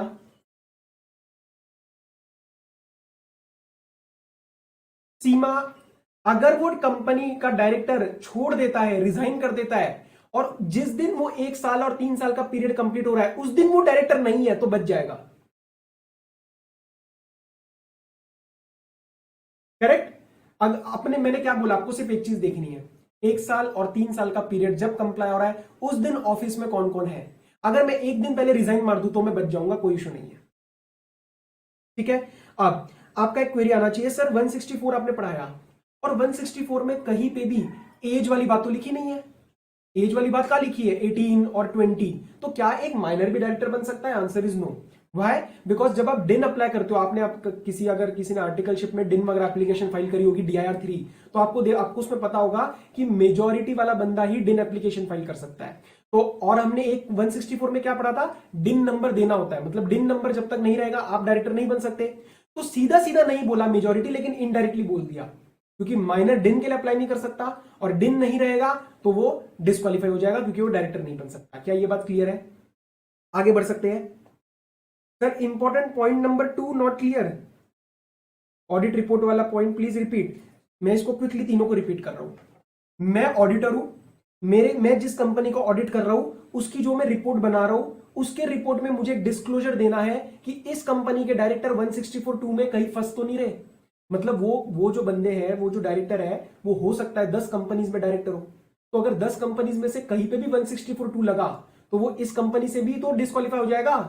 तो मुझे उससे पूछना पड़ता है, रियल लाइफ में मैं रिप्रेजेंटेशन लेता हूं उससे कि बता भाई तू 164(2) में डिस्क्वालीफाइड तो नहीं है ना, राइट? सो उस चीज का मुझे डिस्क्लोजर देना पड़ता है। आपने ऑडिट रिपोर्ट आपके पास कोई होगी, ऑफिस वगैरह का लैपटॉप होगा, तो उसमें आप एक बार चेक करना, 143 सबसेक्शन 3 क्लॉज नंबर जी के अंदर ये डिस्क्लोजर देना पड़ता है, राइट? एंड पॉइंट नंबर 2 कह रहा है कि 164(2) का डिफॉल्ट हुआ, कल को 3 साल की फाइलिंग नहीं हुई या 1 साल की पेमेंट नहीं हुई 3D की, एंड उसके बाद उसने कंपनी ने वो सारी चीजें ठीक कर दी, कंपनी ने सारी चीजें ठीक कर दी, तो स्टिल डिस्क्वालिफिकेशन लगेगा, स्टिल डिस्क्वालिफिकेशन लगेगा, राइट। सीमा, न्यू डायरेक्टर को 6 महीने तक की हमने इम्यूनिटी दी, 6 महीने के बाद हम देखेंगे कि क्या वो कंपनी ने डिफॉल्ट ठीक किए, अगर किए तो वो बच जाएगा, वरना वो भी जाएगा, या तो फिर वो छोड़ के चला जाए। 6 महीने का बस उसको पीरियड दे रहे हैं करेक्टिव एक्शन लेने के लिए। क्लियर? ओके ओके ओके, ठीक, आगे बढ़ो। अब मैं पहले आपको 167 भी करा रहा हूं। जुगल, पास्ट वाली बात कब आपको हिट करनी है? मैं जिस दिन वो 1 साल या 3 साल का पीरियड कंप्लीट हुआ, उस दिन मैं डायरेक्टर था और फिर मैं छोड़ के चला गया, तो मैं पास्ट वाला हैज बीन में काउंट करा जाऊंगा। लेकिन अगर मैं उससे पहले रिजाइन कर गया तो वो हैज बीन वाली बात मेरे पे नहीं आएगी। वो वाला कंफ्यूज मत होना, हैज बीन जो ऊपर सबसे पहले दिया हुआ है ये उसके लिए है जो ऑलरेडी जिस दिन वो मेरा 1 साल या 3 साल का पीरियड कंप्लीट हुआ उस दिन डायरेक्टर था और उसके बाद उसने छोड़ दिया। जुगल, ये चीज क्लियर है?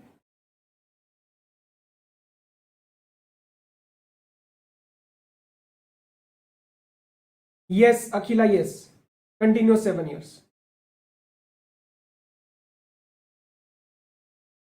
ठीक है, आगे बढ़ रहे हैं। ओके ओके, क्लियर है। Section number 167, vacation of office of director. Please understand कि जब 167, 164 और 167 में क्या फर्क है। 164 कह रहा है कि भाई तू क्वालिफाइड है या डिस्क्वालिफाइड है, और 167 कहता है कि आज तू ऑफिस में है, आज तुझे छोड़ के जाना पड़ेगा। वेकेशन, तेरी फेयरवेल पार्टी रखवाएंगे हम, vacation is your farewell party. Clear? 167 के अगर कोई भी क्लॉज हिट कर जाते हैं तो उसके लिए अलग से कोई रेजोल्यूशन पास करने की जरूरत नहीं है, कंपनी को कोई भी स्टेप नहीं लेना। जिस दिन वो क्लॉज हिट करेगा उस दिन छोड़ के जाना पड़ेगा।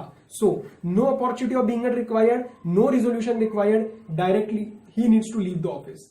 ओके, अब पढ़ो क्या क्या ग्राउंड्स है। 167 subsection 1, grounds of vacation. The office of a director shall become vacant in case he incurs any of the disqualification specified in 164। अगर 164 का कोई भी डिस्क्वालिफिकेशन लग जाता है तो मुझे ऑफिस को छोड़ के जाना पड़ेगा। मेरे को कोई किसी से कुछ नहीं पूछना, कुछ भी नहीं करना, I have to leave the office. Now very very important proviso comes with respect to clause number A which says what, let's understand. ये हूं मैं, I am a director in 3 companies.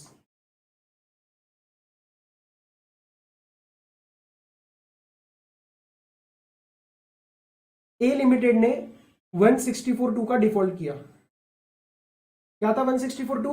With respect to filing और with respect to payment उसने default कर दिया 164(2) का। अब मेरा सवाल है कि मैं किन किन कंपनीज में से छोड़ के जाऊंगा। अभी तक जितना पढ़ा उसके हिसाब से आंसर बनेगा कि मुझे तीनों कंपनीज को छोड़ के जाना पड़ेगा, right, because I am disqualified under 164।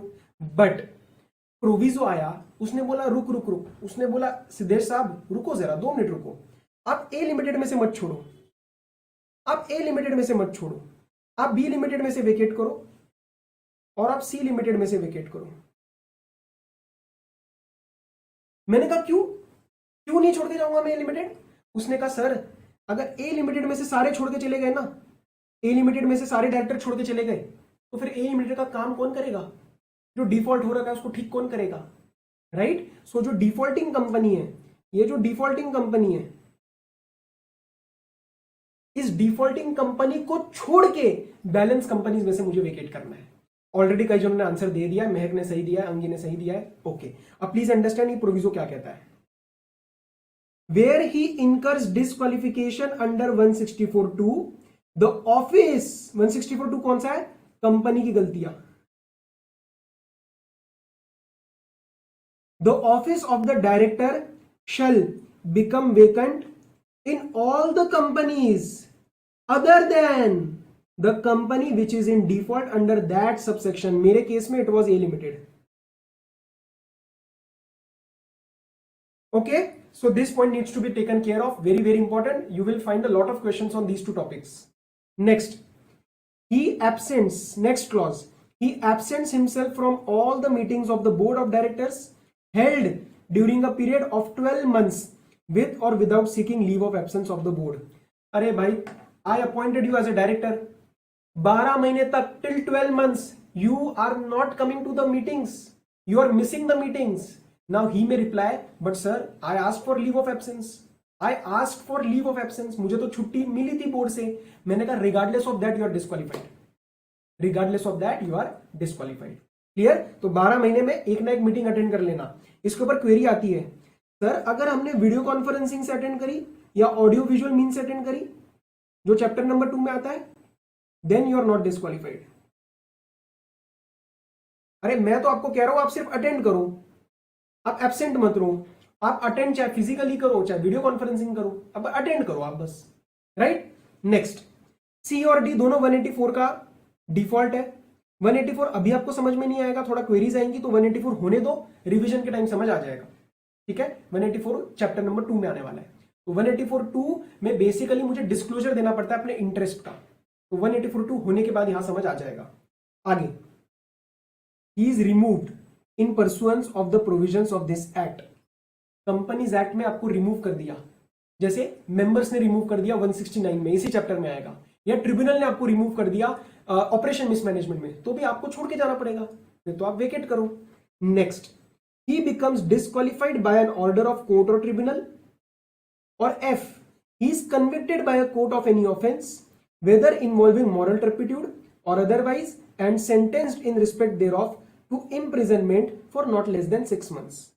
आपके दिमाग में क्वेरी आ चुकी है ऑलरेडी, मेरे को पता है सर, ये E और F तो 164 में पढ़ लिया हमने, ये यहां दोबारा क्यों कह रहे हो? ना प्लीज अंडरस्टैंड, ये दोनों चीजें जब 164 में आई तो हमने सिर्फ इतना बोला कि ये डिस्क्वालिफाइड है. 167 में मैं बात करूंगा कि एक्चुअल में छोड़ के कब जाने वाला है, वेकेट कब करेगा. राइट? अब पढ़ो, उसके लिए मैंने एक डायग्राम बनाया कि जब उसका ये डेट ऑफ कन्विक्शन आया, जब ये उसका डेट ऑफ कन्विक्शन आया या फिर उसका डिस्क्वालिफिकेशन ऑर्डर आया, तो उस दिन वो डिस्क्वालिफाइड तो हो गया. वेंकट एनी मीटिंग, नहीं, board meeting. Venkat board meeting, director तो बोर्ड मीटिंग अटेंड करेगा ना. Bhushan 167, once the default gets corrected, director can't get reappointed. Correct Bhushan, absolutely correct. अब पढ़ो, जब मेरा कन्विक्शन आया या डिस्क्वालिफिकेशन हुआ तो मैं डिस्क्वालिफाई तो हो गया, लेकिन मैं वेकेट कब करूंगा? 30 दिन रुकना है आपको, 30 दिन तक no vacation. You have to see if any appeal or petition is preferred. Kindly interlink this point. मैंने ऊपर बोला था कि अगर अपील या पिटिशन गया तो डिस्क्वालिफाइड तो स्टिल रहेगा ही रहेगा, लेकिन अभी मैं वेकेशन नहीं करा रहा. प्लीज समझना, वो बंदा डिस्क्वालिफाई हो चुका है लेकिन सर वेकेट नहीं कर रहे अभी. 30 दिन में देखो कोई अपील पिटिशन फाइल हो रही है क्या. अगर होती है तो उसका डिस्पोजल के लिए वेट करो. फिर वो जब डिस्पोज होएगा ना, उसके बाद आपको 7 दिन और वेट करना है और चेक करो क्या 7 दिन के अंदर कोई दोबारा अपील या पिटीशन तो नहीं फाइल हो रही. अगर 7 दिन में कोई दोबारा अपील या पिटीशन फाइल हो जाती है तो जब तक वो वाली अपील पिटीशन डिस्पोज ऑफ नहीं होती तब तक कोई वेकेशन नहीं होगा. तो 30 और 7 दिन, पहले वाले में 30, दूसरे वाले में 7, इतना आपको एक ब्रीदर पीरियड दे दिया कि भैया आप डिस्क्वालिफाइड तो हो, अभी ऑफिस में छोड़ो, देखते हैं आपके अपील पिटीशन का क्या रिजल्ट आ रहा है. क्लियर है वाली बात? बस इतना मुझे कंफर्मेशन दे दो प्लीज.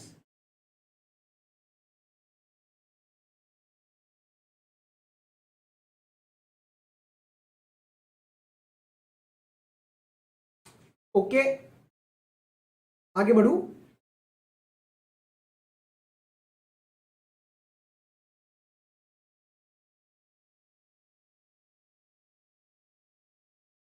Clear, very good. ठीक है सर, एच क्लॉज कर रहे हैं.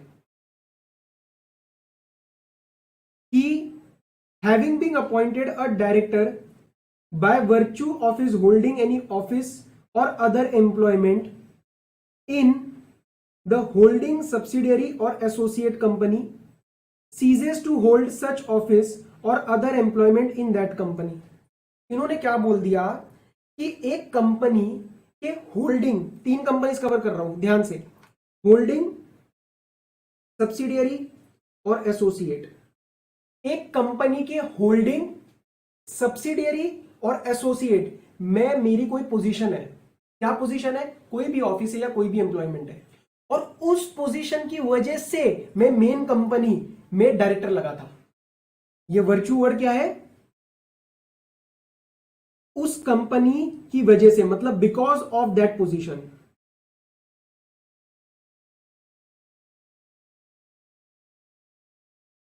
So because of that position में इस कंपनी में डायरेक्टर लगा, और जिस पोजीशन की वजह से लगा था ना, वो पोजीशन चली गई, वो पोजीशन हट गई। तो वो पोजीशन ही हट गई जिस, और उसकी वजह से आप यहां पे डायरेक्टर थे, तो ये डायरेक्टर की पोजीशन, ये जो डायरेक्टर की पोजीशन है, ये भी तो चली जाएगी, राइट? मनन, मनन सिंपल है, आपको कोई भी डेट ले लो अब इसमें, जैसे 1 जनवरी हुआ, 1 जनवरी को मेरा कन्विक्शन या डिस्क्वालिफिकेशन आया, आपको जनवरी एंड तक वेट करना है, 30 जनवरी तक वेट करना है, और देखो कोई अपील या पिटिशन प्रेफर हुआ। सपोज मैंने प्रेफर किया 28 जनवरी को, और वो अपील और पिटिशन डिस्पोज हुआ लेट से 6 मार्च को, तो 6 मार्च से आगे 7 दिन और वेट करो, 6 मार्च से आगे 7 दिन और वेट करो, तो 13 तारीख तक क्या दोबारा कोई अपील पिटिशन फाइल हो रहा है? नहीं हुआ, तो 7 दिन के एंड में वेकेट करवा देना। लेकिन हुआ तो फिर वो वाला पिटिशन जब डिस्पोज ऑफ हो रहा है तब तक वेट करो। आपको सिर्फ देखना है कि अपील पिटिशन का रिजल्ट क्या आ रहा है, बस। मनन, ये चीज क्लियर है?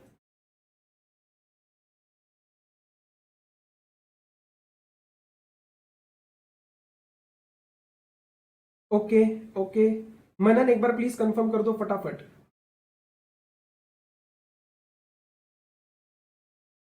मेघा, जब ये होल्डिंग, ये है कंपनी,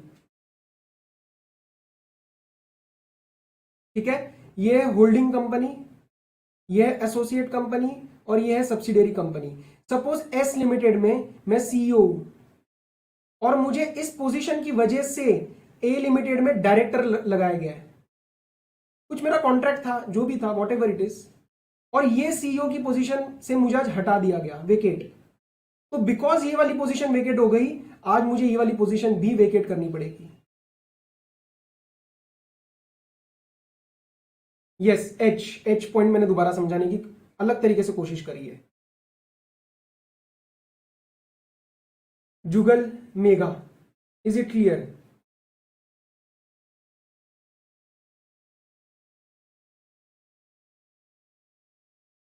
ठीक है, मेगा, जुगल, अंडरस्टूड अंडरस्टूड। ठीक है, तो इस वजह से मतलब ये वर्चू वर्ड यूज किया है, इस वजह से मतलब ये वर्चू वर्ड है। तो भैया जिसके वजह से, अरे आप ऐसे समझ लो यार, ऐसे समझो, ऐसे समझो, मैंने किसी को रेकमेंड किया जॉब में, ठीक है, वो कह रहे ठीक है सर आप रेकमेंड करते हो तो इसीलिए इसको लगा देते हैं, आप जब तक रहोगे वो काम करता रहेगा, और कल को मैं हट गया उस जॉब से तो फिर वो भी हट जाएगा। सिंपल सी बात थी।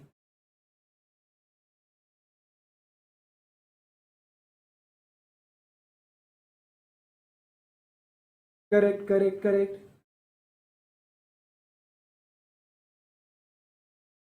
ठीक है अंगी, फिर उस केस में उसका डिस्क्वालिफिकेशन हट सकता है ना, उस केस में उसका डिस्क्वालिफिकेशन हट जाएगा।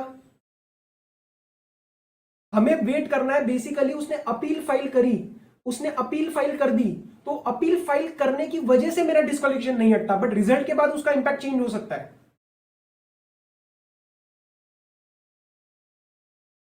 ठीक है, आगे बढ़े। अच्छा, दूसरी चीज सर, एक पेनल प्रोविजंस आप यहां पे कहीं दे नहीं रहे हो, प्लीज अंडरस्टैंड, पेनल्टी को डील करने का तरीका थोड़ा हमारा अलग रहेगा।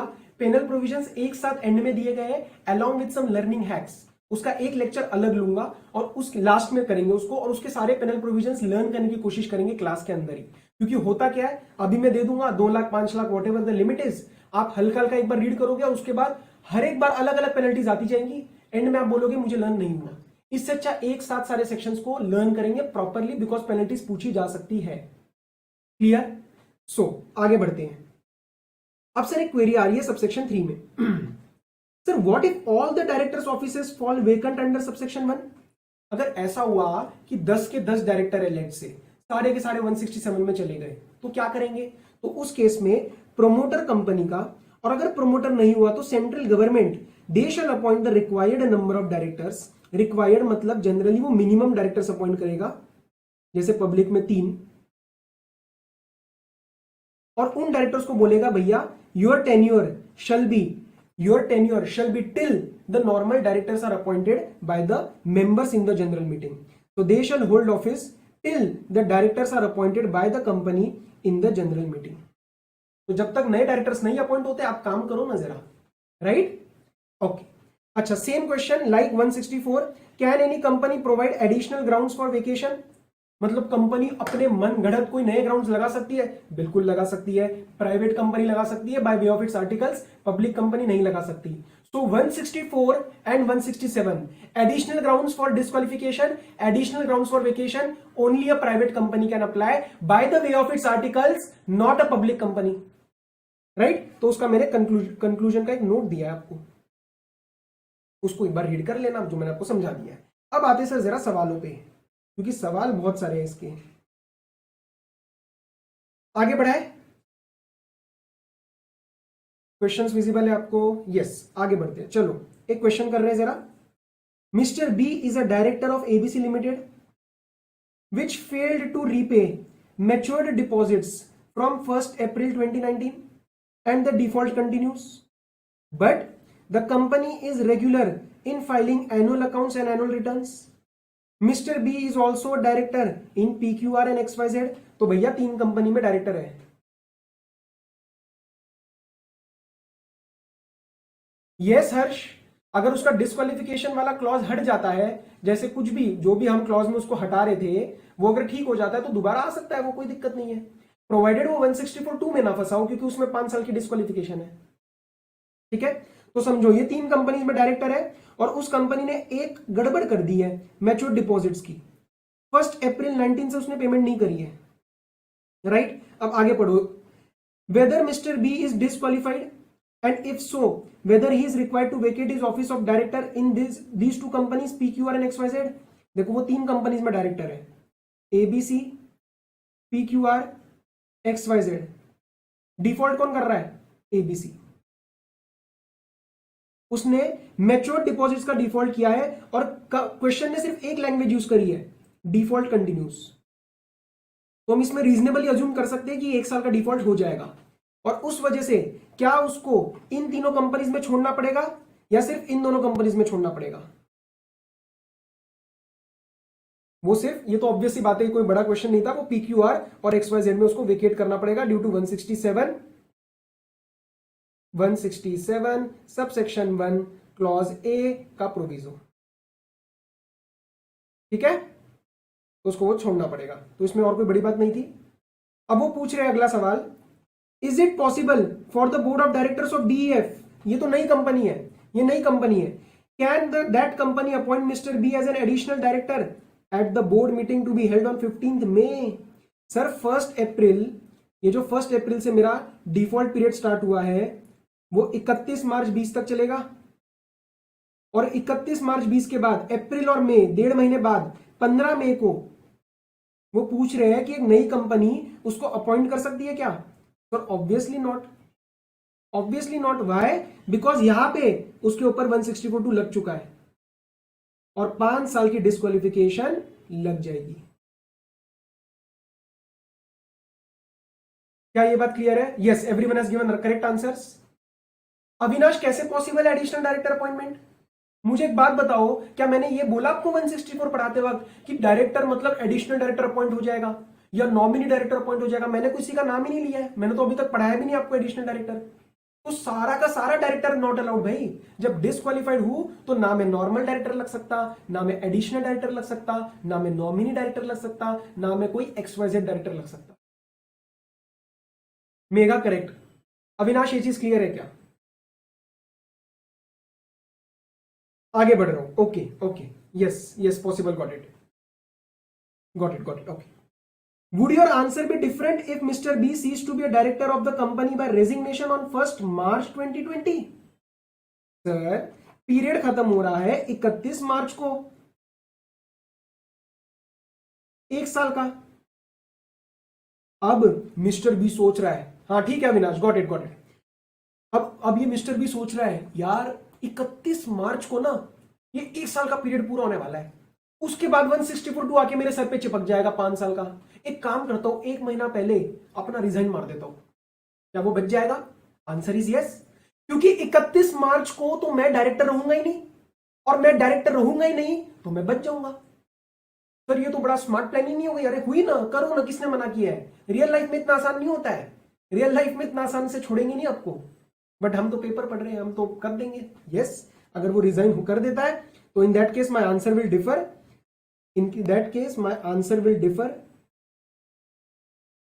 वो पेपर में आंसर कैसे लिखने हैं, वो प्रेजेंटेशन क्या है, वो मैं सब बताने वाला हूं, उसकी चिंता मत करो, अभी फोकस प्योरली कंसेप्ट के ऊपर है, right? Okay, so my answer will differ and disqualification नहीं होगी। Clear? Also state the auditor's responsibility with respect to reporting of disqualification under 164(2). यहां पे आप 143 सबसेक्शन 3 क्लॉज नंबर जी का रेफरेंस देके आओगे और आपको पूरे में से ऑलमोस्ट पूरे नंबर मिल जाएंगे। पूरे नहीं देते सर लॉ में, है ना? ठीक है, तो ये था हमारा एक क्वेश्चन। आगे देखते कुछ क्वेश्चंस और। अच्छा, अब एक चीज समझो, अगर आप यहाँ पे, आपको स्क्रीन पे दिख रहा होगा कि मेरे आंसर्स का तरीका क्या है। I know many people have already my they have taken my books earlier, but please understand, मैं हल्का सा आपको ब्रीफ दे रहा हूं। मेरे बुक्स में आपको ये फॉर्मेट ज्यादा मिलेगा, RAP, relevant answer points, analysis and conclusions. उसका रीजन क्या है? हर बार आपको डिटेल फॉर्मेट देखने की जरूरत नहीं है, क्योंकि आपको उसमें बहुत टाइम जाएगा। Once you know how to write the answers, you can frame it in the exam. How to write the answers I will be covering separately, don't worry, आज उसके लिए टाइम नहीं है, वो टाइम आज सही नहीं है। एंड आपको इसके अंदर रेलिवेंट आंसर पॉइंट्स में वही पॉइंट्स मिलेंगे जो आपको सबसे ज्यादा जरूरत है टू रीच माई कंक्लूजन। तो this will lead to a effective study, कि आपको ज्यादा टाइम भी नहीं लग रहा है, बट क्वेश्चन पूरा समझ में आ रहा है, right? And this question bank has worked properly for all the students of previous batches, so don't worry. Clear? नहीं तो अपने को इतना टाइम नहीं है कि हम एक ही कंसेप्ट, जैसे 164 फॉर एग्जांपल 164 के हमारे 6 सवाल है, अब मैं हर बार वो पूरा डिटेल में 164 पूरा पूरा लिख के दूं आपको, क्या जरूरत है? अगर कोई क्वेरी है तो आप कंसेप्ट बुक में जाओ, आप यहां पे क्वेश्चन बैंक में सिर्फ उतना ही ध्यान दो जितना आपसे पूछा गया, उसी पे ध्यान देना है जो क्वेश्चन हमसे पूछ रहा है, राइट? आगे ये हो गया क्वेश्चन नंबर 6। आप कर सकते हो, वेरी वेरी इजी, कोई दिक्कत नहीं है इसमें ना। रिपीटेटिव क्वेश्चंस बहुत है, मैंने हटाए नहीं है क्वेश्चंस, मैंने डाले हैं, सारे डाले हैं। अच्छा, एक सवाल मैं आपसे करा रहा हूं, आ जाओ। Mister Ravindranathan is holding the post of director in 3 companies, out of which Goodluck Colors Limited is one. ठीक है? For the financial year ended 31st March 15, the company failed to pay the interest on loans taken from a financial institution, and it also failed to pay matured deposits. Okay. On 1st June, Mr. Ravindranathan, accepting the post of additional director in a new company, Soma Footwear, submitted a declaration that the disqualification of 164 is not applicable in his case. Decide whether the declaration submitted by him is in order. इस company ने, good luck ने दो गंदे काम किए sir. क्या क्या? एक तो इंटरेस्ट ऑन लोन्स की पेमेंट नहीं करी, और दूसरा इसने क्या नहीं पे किया? मैच्योर्ड डिपॉजिट्स नहीं पे करे। अब बताओ क्या इस केस में डिस्क्वालिफिकेशन लगेगा, हाँ या ना? अखिला, मैंने आपको वही बताया, पास डायरेक्टर वाली चीज कब लगेगी? जब एक बार मेरी ओरिजिनल, जिस दिन वो 1 ईयर कंप्लीट हो रहा है उस दिन मैं हूं और उसके बाद छोड़ता हूं, पहले छोड़ता हूं तो नहीं लगेगा। ओरिजिनल 164 तभी लगता है जिस दिन वो 1 ईयर 3 ईयर का पीरियड कंप्लीट हो और उस दिन मैं डायरेक्टर हूं। मेघा नो।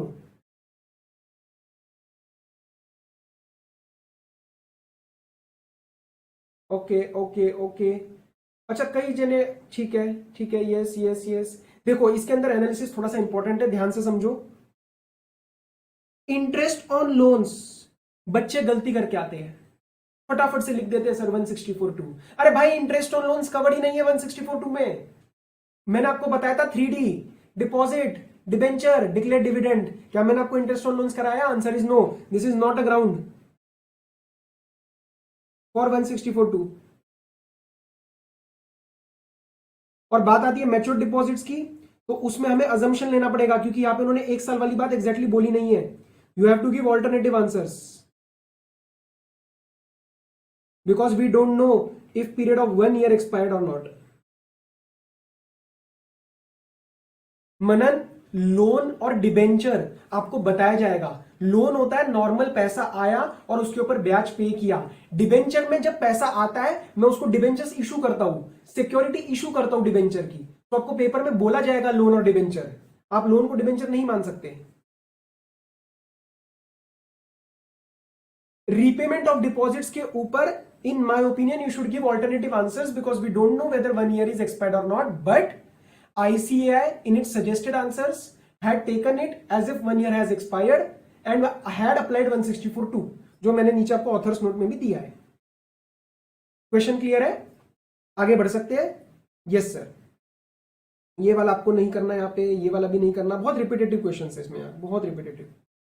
अच्छा एक क्वेश्चन मैं करा रहा हूं। Question, in general meeting of x limited held on 4th May 2019, Mr. A was appointed as a director. ठीक है? On that day, he was not holding any equity shares in the company. As per Articles of Association of X Limited, the share qualification is the holding of 500 shares. On 12th July, Mr. A applied for 1000 equity shares in X Limited, and the shares were allotted on 20th July. Discuss as to whether Mr. A's office of director shall be vacated. अब ये क्या कह रहा है समझो जरा। एक company x limited, और एक्स लिमिटेड के आर्टिकल्स में लिखी गई है बात शेयर क्वालिफिकेशन शेयर्स की, मतलब डायरेक्टर अगर आपको बनना है तो आप क्वालिफिकेशन शेयर्स उठाओ। मेरा पहला सवाल है आपसे, क्या इस कंपनी ने जो अपने आर्टिकल्स में बात लिखी कि आपको डायरेक्टर बनने के लिए शेयर्स, मिनिमम शेयर्स लेना पड़ेगा, क्वालिफिकेशन शेयर्स, क्या ये बात सही है क्या?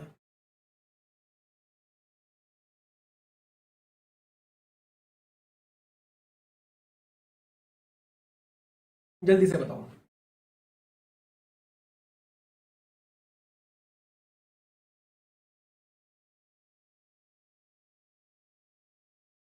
Is this article correct?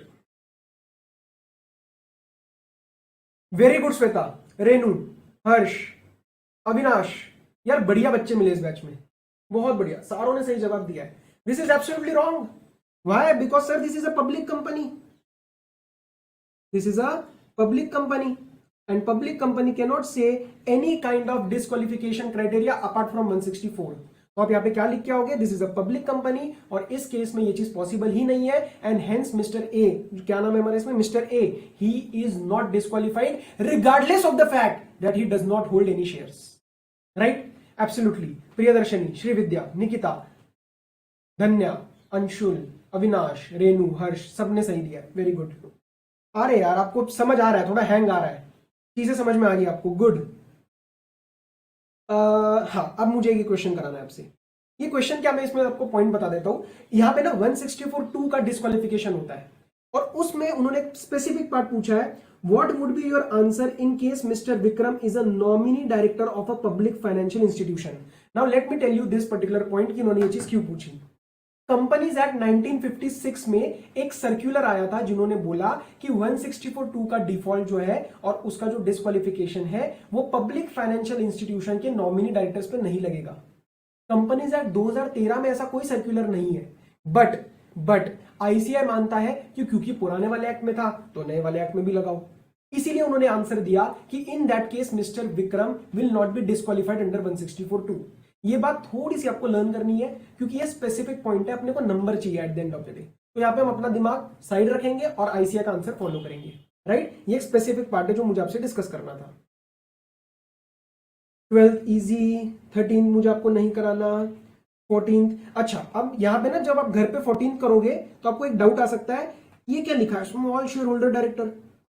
अरे भाई, ये जो डायरेक्टर वाली बात पड़ी ना 164 वाली, ये सारे टाइप्स ऑफ डायरेक्टर पे लग रही है। तो चाहे वो स्मॉल शेयर होल्डर डायरेक्टर हो, चाहे वो एडिशनल डायरेक्टर हो, चाहे वो नॉमिनी डायरेक्टर हो, चाहे वो रोटेशनल डायरेक्टर हो, चाहे वो नॉन रोटेशनल डायरेक्टर हो, कुछ भी हो लगेगा।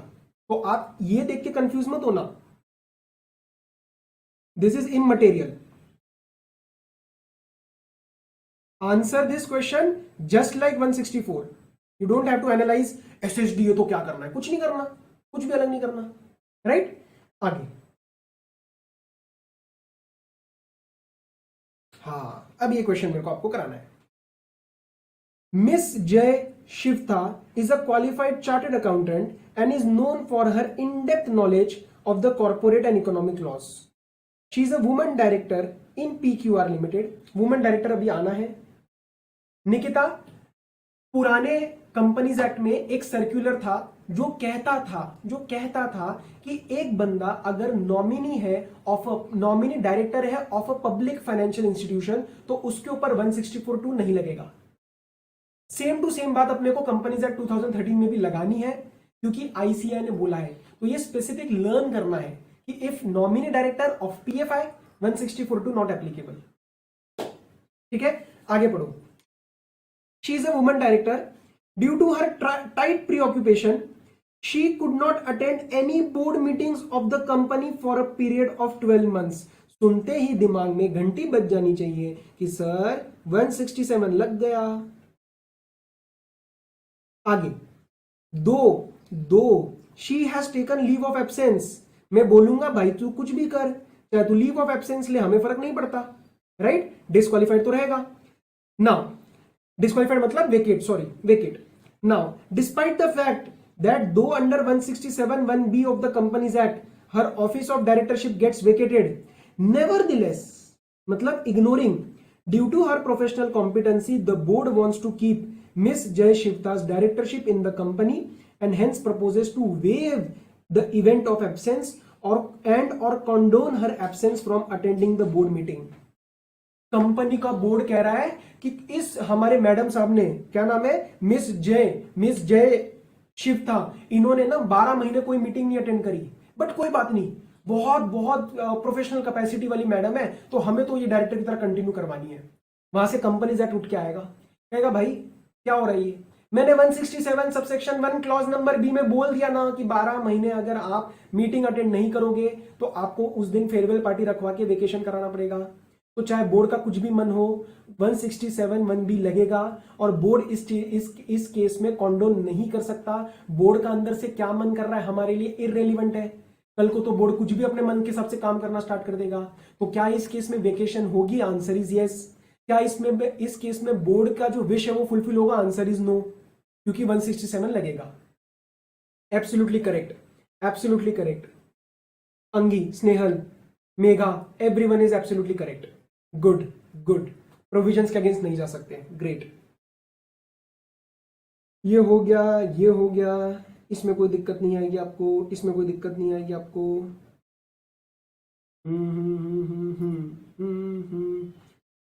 ये भी नहीं करना. मैं एक बार देख रहा हूँ आपको कौन सा यहाँ पे कराना है, क्योंकि बहुत रिपीटेटिव क्वेश्चन है. घर पे भी आपके ऐसे निकलेंगे सवाल. मैंने एक चीज रिपीट कर रहा हूं, पोस्ट को मत देखना. एडिशनल है, नॉमिनी है, कुछ नहीं. 164 सब पे लगता है, जो भी डायरेक्टर है. तो पोस्ट को मत देखना.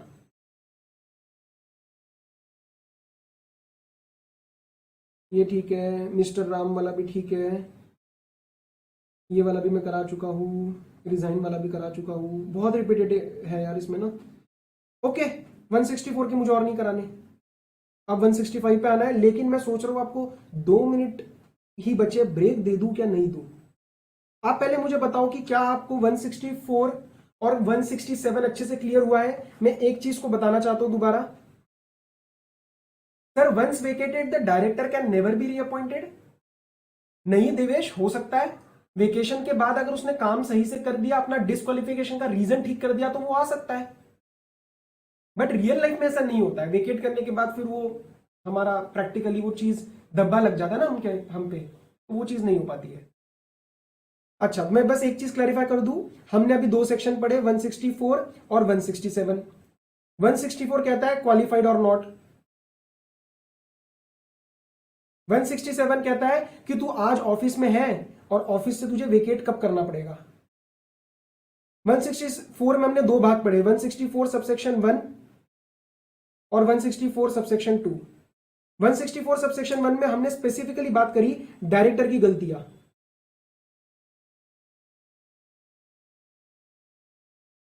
और 164(2) में बात करी कंपनी की गलतियां, that is companies mistakes. Right. And 167 talks about vacation. 164 अगर आया तो 167 भी लग जाता है.